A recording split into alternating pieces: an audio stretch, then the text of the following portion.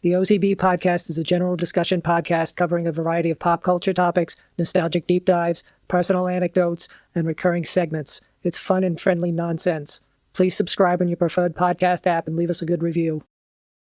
Neil, it is so nice temperature-wise down here in the studios. I actually was wearing shorts today, but I put on some sweats because of the... Oh, yeah, you put on your old man long pants and long-sleeve T-shirt. Apparently, Josh was talking about when he does telework, he's wearing business on top, casual below. I wonder if Tori does that when he says, "Hit it, Tori."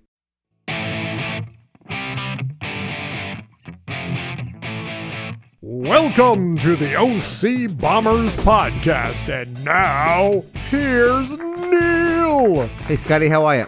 Excellent and exceptional. How are you doing, buddy? Fantastic. Number 294. 294, and we took a week off for Memorial Day. We were on a roll, and we had a little time off. It was nice. It was a little break. Yeah, so on the break was Bud's 84th birthday. Happy birthday, Bud. And you went up to North Central PA, and we're drinking early. Drinking. What else happened? The pool is open. I did a cannonball. I think we saw that on the Facebook machine. That was nice. I went to a Sting concert. Oh, yeah. How was that? It was very good. I mean, he sounded great voice. The weather wasn't so hot.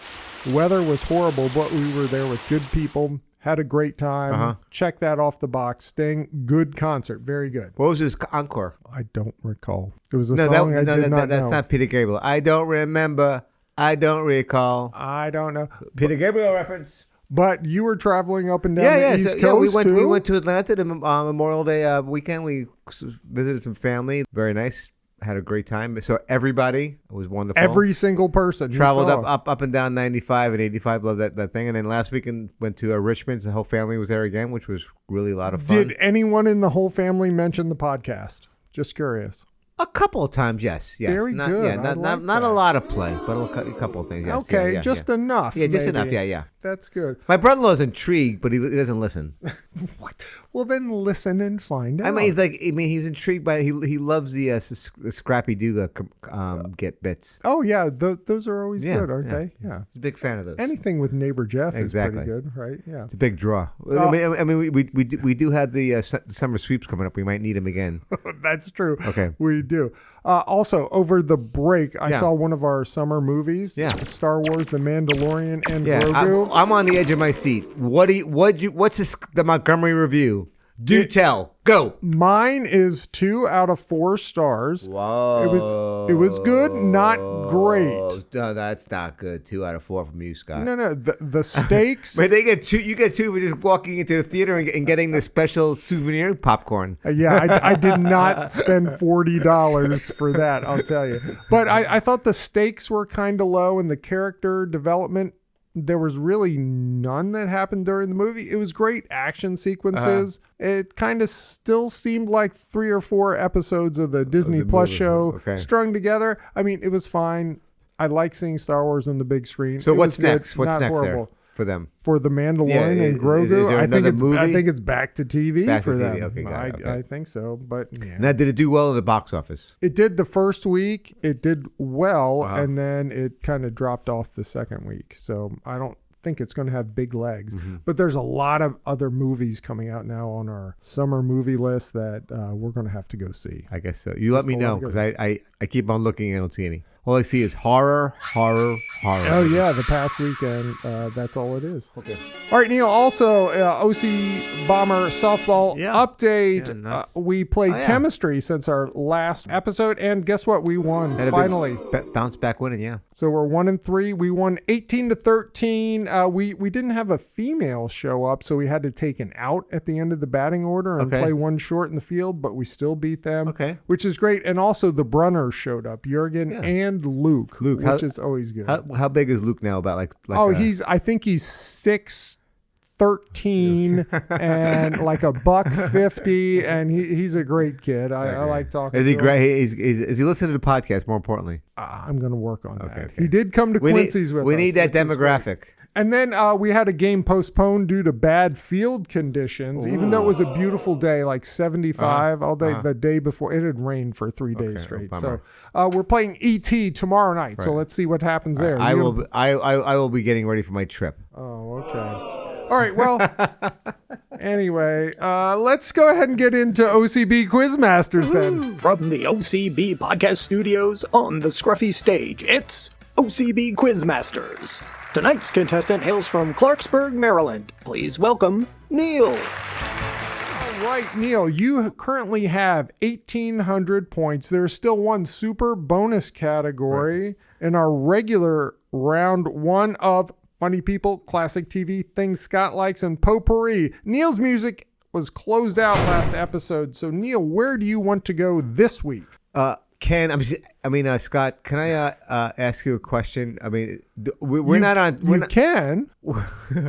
not on. I mean, before we get to the next round two, we're gonna clean up. There's not time. We're gonna clean out this board. I got to get through all of them. Is that correct? You have to get through this. There's no time limit on this. All right. No, I'm just like in Jeopardy. There. I mean, we're not playing that. I don't like when they don't finish that first round. Really? That annoys me so much. Oh, what do you think of the new champion so far? He's okay. He seems a little full of himself, just a little bit.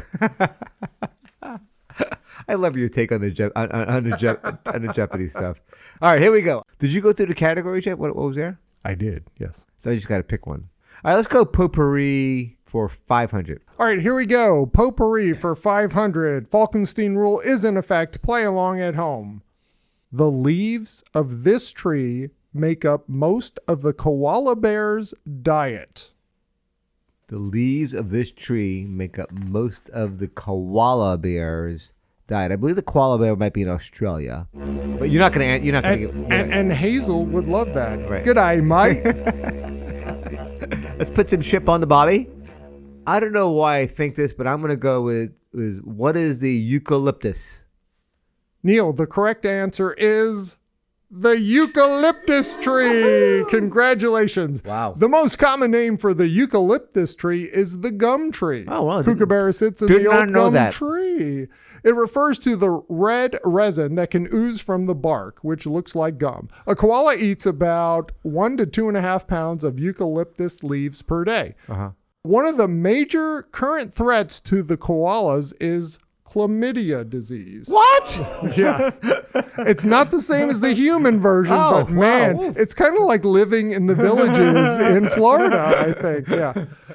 It does cause blindness, infertility, and death. It's one of the reasons that the koala population is down as much as 80%. Oh, no. Wildlife experts in New South Wales began vaccinating koalas against chlamydia, which will hopefully stop the epidemic. Wow. And that's the eucalyptus. Wow. That's some interesting stuff. That who knew the koala bear is just doing all kinds of things. So that's 500 more, Neil. You now have 2,300 or 2,300 points. That's pretty good. That's pretty good. I can't wait till you hit the next super bonus category and bet it all and get it. I can't wait for like an all in, you think? I think you should. A true daily double? I mean, if it was playing. If that's what it was. Right. Yes. Okay. Neil, here's a story about, are adults in the USA having enough fun? You know, I saw this little, you said you sent me the agenda. I saw this. It was like, they're not having enough fun. They need to have more fun. Well, according to talkresearch.com, apparently America has a serious problem right now. According to a new national survey, the country is suffering from a fun drought. What? No. Along with the rain. Yeah. Researchers found that almost half of the Americans say that their lives are currently lacking fun. The study surveyed 5,000 adults and found 48% feel their life doesn't have enough fun. 12% can't even remember the last time they had a completely free day. So basically, adulthood has become wake up, work, pay bills, scroll through your phone, repeat. Right. I mean, the solution, it's so obvious. Listen to the OCB podcast every day. Yes, I mean, people. All right, next story. Well, I do have another 5 pages of thing like Paul Harvey. Can I at least do that? Yeah, and now you may continue with the fun. Page 2. I'm sorry. The average. Who did that? This is fun. The average person said they need about 17 extra hours a week to have enough fun in their life. 17. That's a lot of podcast listening, isn't it? Yeah. You could create your own podcast Exactly. at 17 hours a week. We don't put in that much time, do we? No, it's about 30 episodes. You could do it. Yeah. Now, when Americans do manage to have fun, the top activities were watching TV, seeing friends and family, going out to eat, outdoor activities, hobbies, playing games. Okay. The study also found that fun actually matters a lot more than people think. People said having fun reduces stress, improves motivation, helps relationships, and helps people feel closer to their friends and family. I feel like we have a lot of fun doing the podcast, and aren't we like as close as we've ever been over 35 years of knowing each other? Sure. Wow, that went over like a lead balloon. No, I'm just thinking like I have fun. You know, that's kind of my my mantra. Have fun. You know, over 90% of the people in the survey said that having fun together helps maintain healthier relationships. Duh. So I'm thinking, I guess playing trivia with Comfortably Dumb helps my mental health. Do you have fun doing it? Or is it frustrating? Oh, it's both. It's not like playing OC Bomber softball where my... That's not fun for you, is it? Oh, it is, but I know my blood pressure is off the charts. Yeah. People are split on whether life is more fun now or less fun than it was 10 years ago. 28% it's easier to have fun now because they have more money, better work-life balance, fewer responsibilities, and better social circles. Sounds like our retired life. I know. We have a great little circle, don't we? I hope so. Going on, you and me. I guess these people with kids, they don't have kids in travel sports. Because that's just stressful. We had talked about that earlier. I'm sure our kids have like their cliques and their friendship. You know, they have the groups. Right. Over half said it's actually harder now to have fun, with the biggest reasons being everything costs too much. The social circle got smaller, but that can be good. You know me. The circle is small, always has been, always will be. Small circle of trust. People have more responsibilities, they're burned out, and their work schedules are just crazy. Yeah, I agree with that, but you could get outside and it doesn't have to cost much money to do stuff. And a bigger reason why people have difficulty having fun is that people are assholes. That's a big reason, yeah. People are just miserable sometimes. Yeah, they are. The study, guess what, was commissioned by Dave and Buster's. Oh, wow. So they want to try to pull people into their big arcades and eat their crappy food. There you go. That's kind of and they have, I just saw this commercial where you could pay for, whatever it was like $100. I'm making that number up. Unlimited play for the whole summer. The entire summer. Right. Okay, I still don't think that moves the needle for me. Where is our closest Dave and Buster's? There's one in Rio. Okay, have you been to a Dave and Buster's? I have, yes. I've been to one as an adult with kind of the gourmet club or friends as an adult thing one time, and then more recently we took the kids there, and they were like rah! I feel like the last time I was at one was Riker's 20th birthday 10 years ago, maybe. It's just, and I don't care about it. Yeah. People are craving real life experiences again, Neil, so they need to get out, have more fun. No more apps, no more emails, no more doom scrolling, right? So in conclusion, people want connection, laughter, shared experiences, and reasons to leave the house voluntarily. Yes. I mean, this is what you're all about. I think. Go play some pickleball. Oh, no, it doesn't have to be pickleball. Go play pickleball. Mahjong. In a few weeks, we'll have a Mahjong special. Talk about that. How about Dungeons and Dragons? You know what? Jake and Josh play Dungeons and Dragons. Do they really? They have like I'm making this up, like a Tuesday night like group they do or something like that. I might have to hook them up with Lily and Rory because they do that every other Tuesday night as well. And there's like 5 or 6 of them, and I don't know who knows. What about Magic the Gathering cards? Do you play that, Neil? No, I don't. Oh. Okay, Martin Short. Maybe we should try that. Basically, Neil, America is exhausted and just wants a little more fun. And like you said, why not listen to our podcast and have some fun? Fun and frolic with Neil and Scott. FUN with us. Come on, people. Yes. Dog, I need a break. All right. All right, she needs a break, does Sophie. So let's take a break, and when we come back, we're going to have more fun, Neil. Fun, fun, fun, till my daddy took the T-bird away.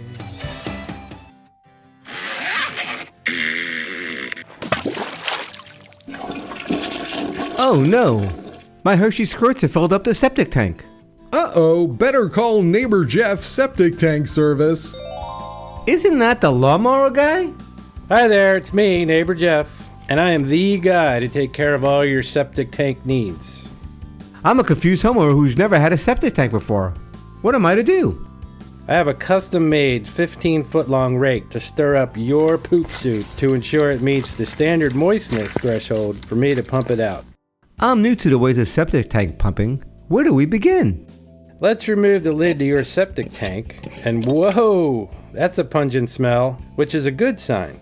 I think I'm gonna be sick. I can tell a lot about the diet of my customers just by looking deep into the septic tank. Let's see, you eat like a bird, mostly seeds and nuts and corn. Lots of corn. I use the OCB bidet to clean my bottom. Does that have any impact on my septic system? Your OCB bidet rectal residue will keep the contents of your septic tank nice and moist. Real moist. What happens to my poop soup after you pump it out of the septic tank?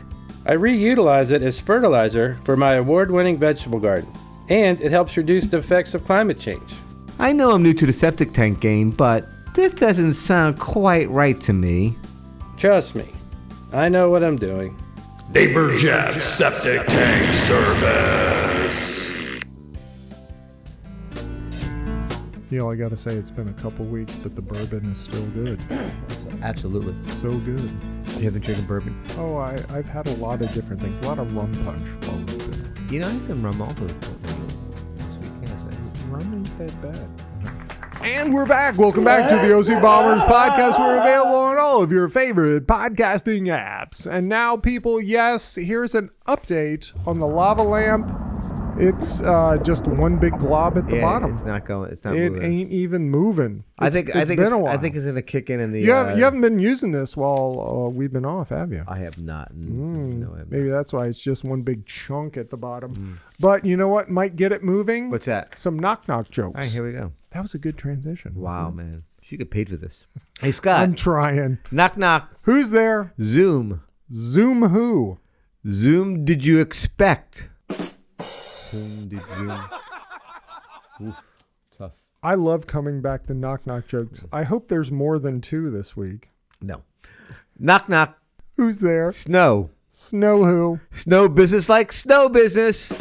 Oh, show business. There's no business like show business. Everybody can do Ethel Merman, right? No business, I know. Little sister Jill gave me an Ethel Merman disco album a few years ago. Oh, okay. Fascinating. Just on vinyl? Incredible. On vinyl, yeah. Sure. Where else would it be? Everybody else, please listen to it next time. If you listen to it, I think you have a new number 1 on your 65 albums. But let's open up that feedback machine. All right, Neil, last episode, we talked a little bit about the tsetse flies and how deadly they were. Yeah. And you're like, where exactly are they located? Well, guess what? They are found only in tropical Africa, specifically across 37 countries in the sub-Saharan Africa in the tsetse belt. Oh, there's a tsetse belt. Interesting. I don't want to go there. I don't even want to tempt fate with a tsetse fly getting anywhere near me. No, it's a little scary. I don't like it at all.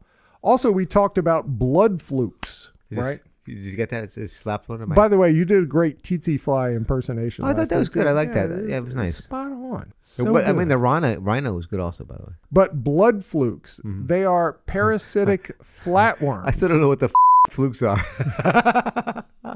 They're parasitic flatworms, so they look like a worm. And guess what, Neil? Yes, what's that? They taste great sauteed in garlic and butter. What does it? I'm just saying. Blood fluke, just a little bit on a salad. Exactly. Very, very nice. The salt brings out the flavor. And Neil, last week when I was in north central Pennsylvania, drink. Bud had to cash a check, so we went to the Woodlands Bank in Hughesville. Are they still listening? went through the drive-thru, and guess who I saw on the video screen? Who's that? Deb and Pam. Oh, they thank came on and said, "Hi, how are you doing?" And I said, "Excellent and exceptional." And did they say fantastic? No, but guess what? What's that? They called me Scotty. Oh, how exciting. Yeah, that was awesome. Did you say that only Neil can call you that? No, I liked it too much. Okay. You know, it was feeding the ego. Okay, very nice. Well, thank you. Deb and Pam, thank you for listening. that's great. Please put us on over the loudspeaker exactly. in the lobby, please. And also, Neil, just the travels up and down Route 15. Yeah, okay. I noticed in the convenience stores, when I would use the restroom Yeah, sure. at a urinal, my feet slowly sliding apart every single time. And that is not... It's just not good. It's not. Do you need cleanly. new shoes, or I think the sketches aren't gripping the bathroom floors? I feel like somebody needs a mop. It's no OCB roadside convenience store for cleanliness. That's all I'm saying. I just wanted to get. Has that happened to you? No, and I did not think you were going to go there on your road trip stuff. But okay. Wow. But other than that, it was fun. Neil, do you have any feedback? Yeah, a couple of on the cool or not cool ratings listing. Oh yeah. Deb asked me a question.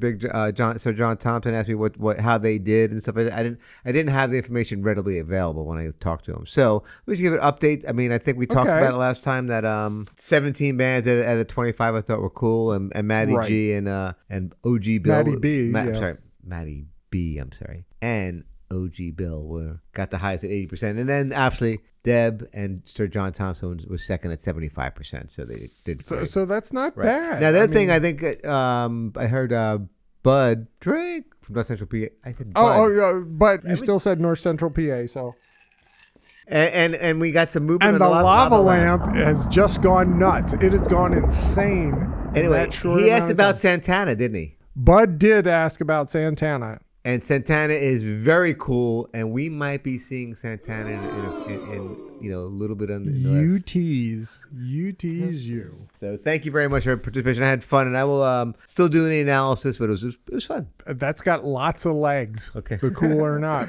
Speaking of legs, here's Neil's top 65 albums of all time. All right, Scotty. Number 32 and 33 tonight. Very exciting. I did listen to that Blind Faith. Yeah. Once again, 70s jam stuff. Yeah. Just doesn't quite hit it for me. The Doors, obviously, good. I like them. All right. Number 32 tonight, Scotty. Brothers in Arms is the fifth studio album by the British rock band Dire Straits, released on May 17th, 1985. It was the first album in history to sell over 1 million copies in CD format. Oh, in the CD, okay. The album was produced by bandleader Mark Knopfler and by Neil Dorfman. Brothers in Arms spent 14 non-consecutive weeks at number one on the UK album charts, 9 weeks at number one on the Billboard 200, and 34 weeks on the Australian album chart. So this was a knockout album for them. I like that non-consecutive thing. It was there, went away, and came back. Right. Pretty. So 9 tracks, 47 minutes and 42 seconds. Nice album. To promote this album, Dire Straits embarked on a Brothers in Arms tour, which ran from 85 to 86. We'll get back to that in a second. So this album won a Grammy Award in 86 for the Best Engineered Album Non-Classical. Why is that a category? And Best British Album by the 1987 Brit Awards.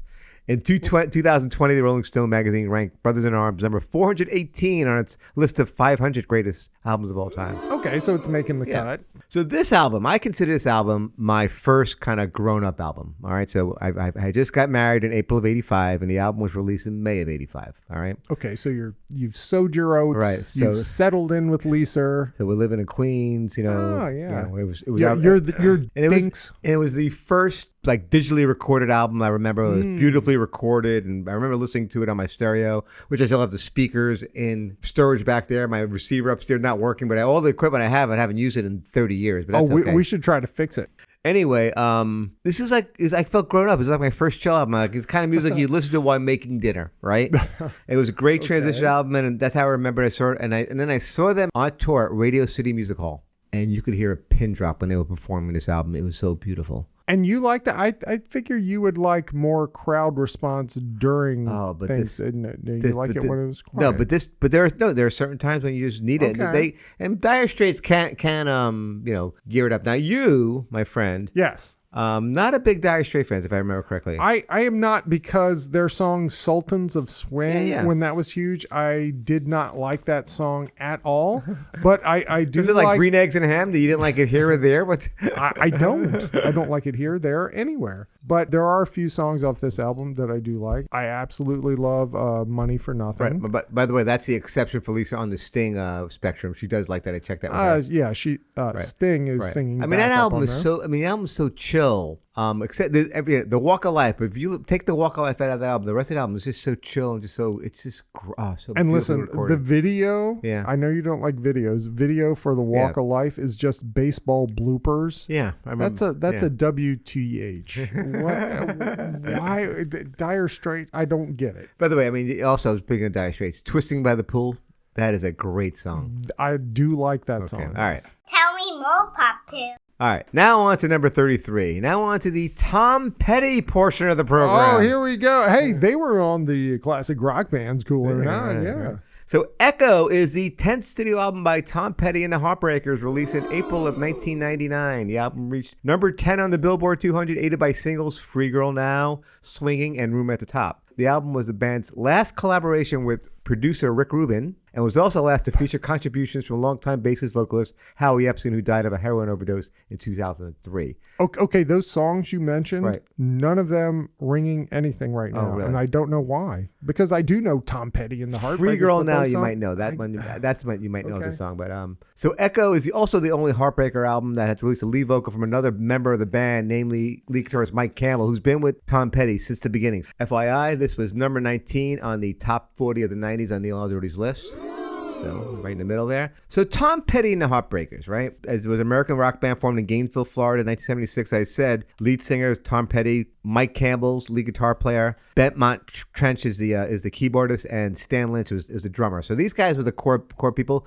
Mike Campbell and Benmont, those guys are still like big in the music scene, like in LA. They're kind of like in everybody's albums, producing. They're doing so much still, even after Tom Petty's death. In 2014. Okay. Right. I picked up Tom Petty in 1979 for the Damn the Torpedoes album, right? Okay, yes, I've heard that. Love that album. Now, since then, there's been 14 albums. 12 of those albums I could listen to and know every album, all the tracks, what's coming next. Listening to it once or twice, know all the words again. I'm telling you, that's who Tom Petty is. And it's just amazing how he has this kind of knack for me to kind of, or anybody, to just have this. Well, I know why you like him is because he's trying to sound like Dylan all the time, which I don't know always, about that. Yeah, he does. Roger He McGuinn. does. Roger McGuinn. Please see, Roger McGuinn we wanted to sound like Dylan, and then Petty wanted to sound like Roger McGuinn. I just Do your feel like sound. Just try to sound like yourself is all I'm trying to say. But if you're gonna make that reference, do your homework. How many times have you Like seen? when I make a Star Wars reference that I didn't know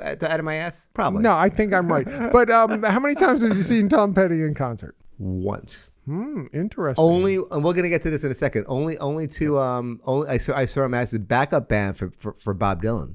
Oh, okay. He toured with Bob Dylan in the 80s. Right, I remember that. And it was great. So you might ask why I picked this Tom Petty album over all the others. It could have been Neil, why did you pick this one could have been over all the others? Full Moon Fever, it could have been Wildflowers, Down to Torpedoes. I mean, all those albums in the 90s, I loved them. And then came 2002, the last DJ album. Now, we talked about the fallout of Tom Petty and Neil Alderdy before, but I think we're gonna revisit here just to let everybody know what the story is, okay? So it was 2002. I bought the album on this release date in Boulder, Colorado. I had to make a big deal like with people like, hey, I gotta go get the album before you get on the plane. And the album was Last DJ. It was a great album. It was essentially saying a F you to the music industry, taking on commercial radio not being what it used to be, being pre-programmed, and the fans being screwed at by all the perks of the corporate bull. Then the summer tour came out and it was playing the Nissan Pavilion. Now, I'm not crazy about the Nissan Pavilion. It's like kind of like a... It is out there in the middle of nowhere. But I wanted to go, so I went up to buy tickets. And what do I see? American Express Gold tickets. Platinum type of blah, blah, blah. I was like, are you kidding me? What's going on here? The entire album's against this and you're touring with venues. I said, I'm a pragmatic man, but this was like a line I couldn't cross. I wrote a letter to Tom Petty. An actual letter. An actual letter, handwritten. handwritten. And this is before whatever, and I've not heard any response. Well, I don't think you could now because he has passed on. After that, I decided after a while, because it was a little ridiculous, that I was going to let it pass on. And I made amends with him. Did you keep a copy of this letter? I do not have it. And his later albums were great. And he passed away in 2014. So anyway, Tom Petty is a poet. That's all. He just, Okay. He is a knack for putting lyrics to music and makes you know the words and sing along with those great taglines. So this has been my poetry: the love songs, relationships, politics, history of nature. And Tom Petty is the first one of these that we're going to talk about. In my everything you love is in Tom Petty, but right more artists. But we've Petty's 79 to now. That's a haul. That's a long time to be relevant. All right. So as you know, I'm not a big avid reader, Scotty. So never been there. But right. But these are the classics to me. So I think I'm going to talk about how poetry. All right, and we're going to give you a little quiz on poetry because this is, to me, musical poetry. So ready to have a quiz on poetry? Poetry. I am ready. I know about 4 or 5 poets. We're going to talk about little poetry structure, though. Okay. I like it. What is a specific name for a traditional Japanese poetic form consisting of 3 phases with a 5-7-5 syllable structure? Is it A, a sonnet, B, a limerick, C, a haiku, or D, an ode? Although I love limericks, Neil, yes, it is C, haiku. That is correct, Scotty. And we had the haiku, remember the test before on AI?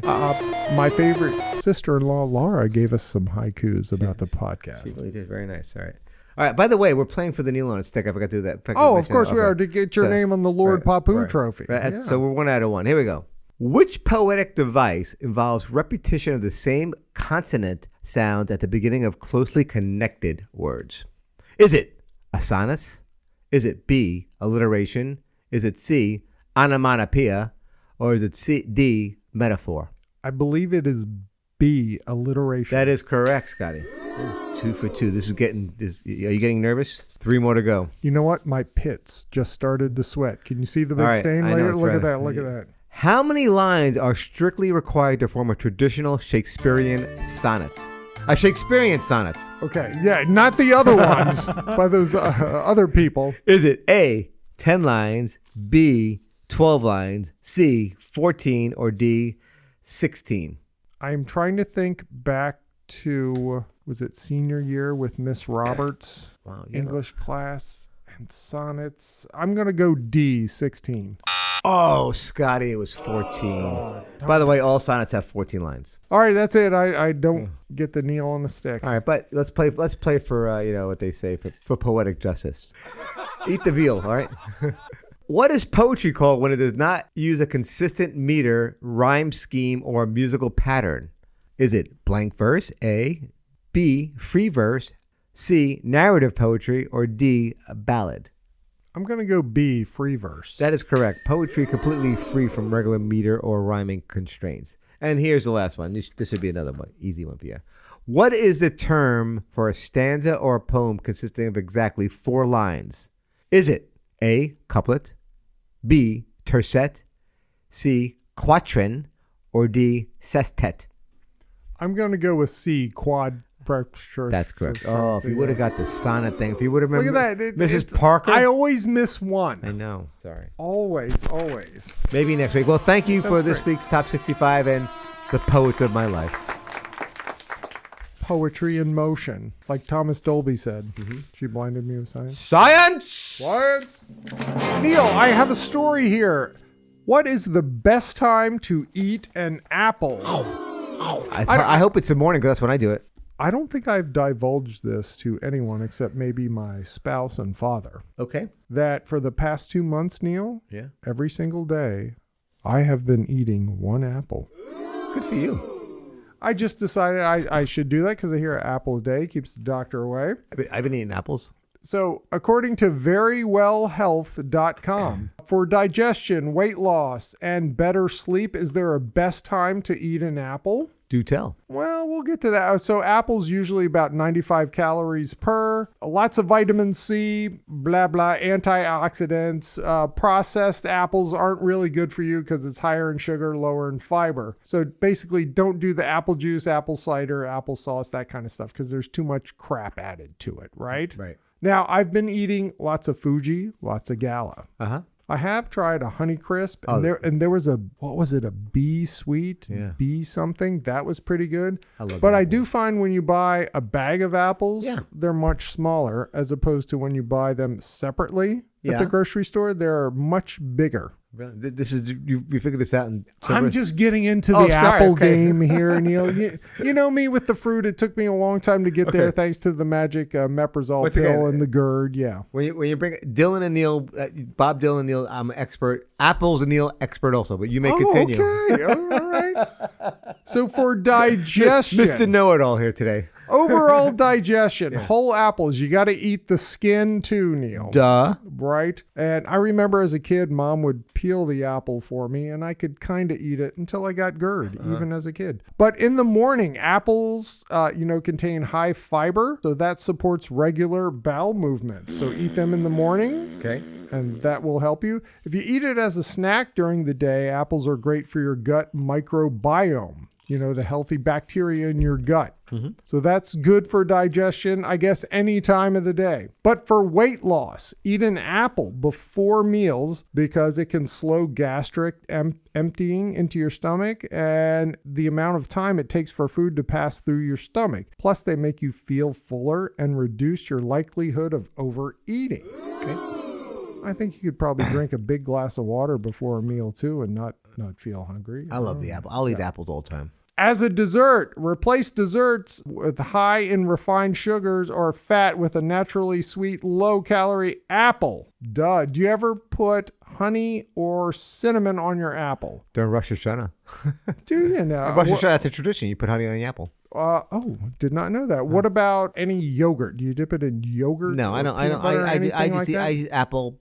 Give me an apple. Sometimes I have the core apple. Where I eat it that sometimes, but most of the time I just grab it and on the go and go. And then now I have something to confess something.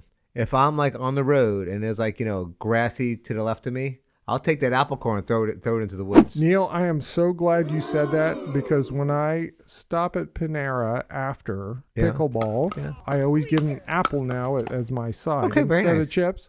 I eat that on the way home, and I pass a lot of fields. Yeah. As soon as I'm done that core, out the window into the field. I think it's allowed. Why not? I think it's allowed. When I'm eating it on my deck, I chuck it in the backyard. I think it's allowed. Why wouldn't it be? I want a policeman to arrest me for littering, and then I want to go before a judge. 1 Adam 12, 1 Adam 12. We have an apple thrower. And I say, Judge, come on. It's an apple core. Guilty. Why haven't they engineered an apple core that you can eat yet? I want seedless apples without a core that I can eat all the way through. I worked Dalton Brown at Manny Hattie. He would eat the apple. He would eat the whole apple, everything. Oh, it's great. Yeah, man, it's good. No.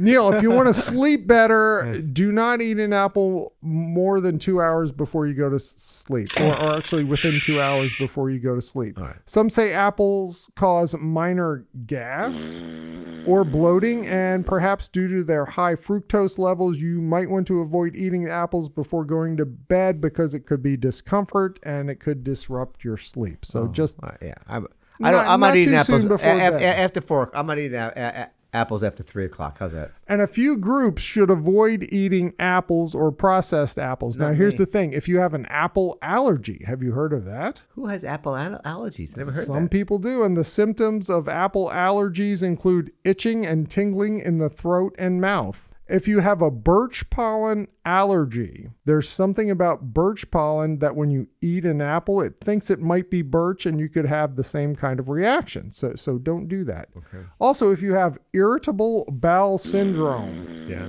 The IBS. The IBS, apples, you got to cut or limit them because they could cause that. And also, if you have the diabetes, like Wilford Brimley. Now, it says a regular apple is fine if you're a diabetic because it's low in the glycemic index. But when you eat the processed natural. It's natural. Right. The apple juice and the apple cider. Apple juice, no good. Don't do that. You're going to have too many spikes. Right. Oh, also here, we don't know about the effect of climate change on apple crops, but we could talk about that. But Neil, we do not have time. Shocker. We did talk an about episode. climate I change. did an episode on apples, breaking down apples back in the episodes like in the 50s and 80s. Laura, can you look into that, please? Yes, we did. We talked about our different favorite ones. Yes. But yeah, I'm basically Fuji Gala. I'm doing that every day, and I'm loving it, Neil. Good. Well, Loving it, and you know welcome what? on the apple cart. I I got all these puns. I'm done. I'm killing it today. I'm also loving that we're back. Yeah, woohoo! We got a good streak coming up of episodes. Yeah, we're doing and next. I have a little trip. Me and Lisa's birthday this week, and then we'll be back next Wednesday. I'm going down to North Kakalaki. Going to talk all about that next episode. But Neil, yes, it's so much fun being on the podcast. America, have fun. Listen to the podcast.